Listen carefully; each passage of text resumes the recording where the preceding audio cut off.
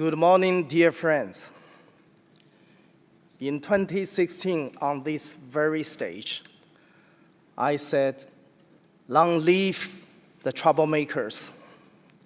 Today, I want to say, long live the freedom fighters.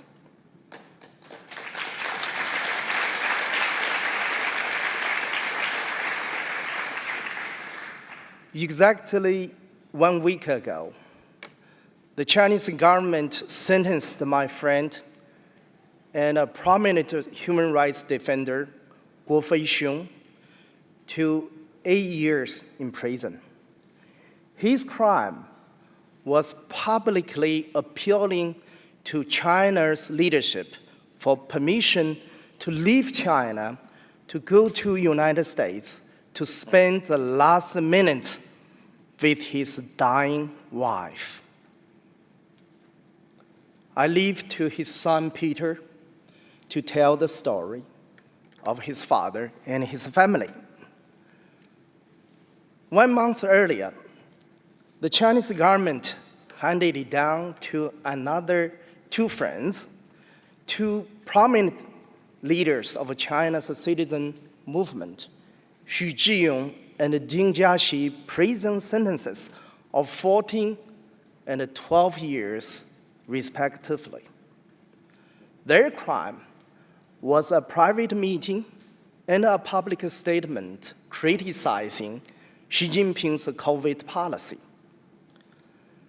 These three cases are but the tip of iceberg of the Chinese Communist Party, the CCP's persecution of the people of China. We have lost the count of numbers of people languishing in China's prison for crimes of exercising basic rights enshrined in the Universal Declaration of Human Rights. Indeed, human rights violations have skyrocketed in China since Xi Jinping came to power. Under his rule, China continues to leave large fingerprints on the canvas of human events. Regarding human rights, these fingerprints place China at the scene of countless activities, both domestic and international, all thoroughly outside of the norm of civilized, responsible world power it so desperately claims to be. To review China's despicable human rights record, we need to look no further than communities that my fellow panelists represent today. Tibet faces new and worsening challenges from the CCP's repressive rule. Threats to Tibet's linguistic, religious, and cultural heritages have increased staggeringly in recent years. Now, as an example, an estimated 80% of all children in Tibet are separated from their families and educated in the massive system of colonial boarding schools.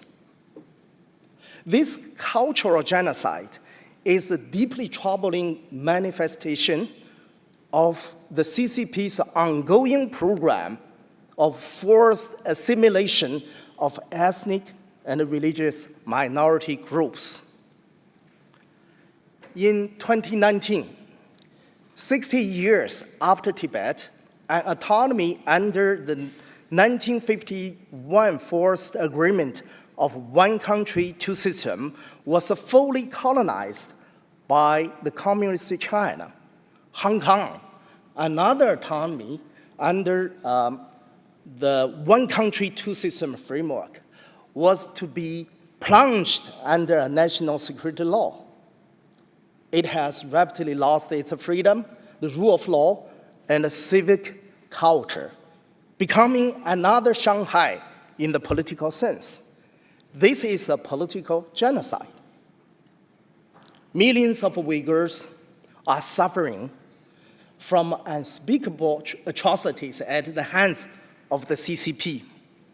This includes forced sterilization of young women, enforced separation of families, and placement of children in state orphanages, and mass incarceration of more than 1 million people since 2017 in detention centers and forced labor camps. Uyghurs are also being transferred to factories in China proper and used as modern-day slaves. The case for genocide against the Uyghur people has been made through documentation of evidence by credible international human rights and academic institutions, as well as from numerous profoundly intimate and chilling first-person accounts. Today, we will hear one of them. Now I want to return to the 3 imprisoned democracy leaders mentioned at the beginning. For each of them, the current incarceration is not their first. For Xu Zhiyong and Ding Jiaxi, this is the second time. For Guo Feixiong, Peter's father, is 3rd imprisonment. This demonstrates that despite the extreme darkness, many in China have continued their fight for a brighter China. But their efforts and their sacrifices are often underappreciated, with many observers concluding that China will remain authoritarian indefinitely.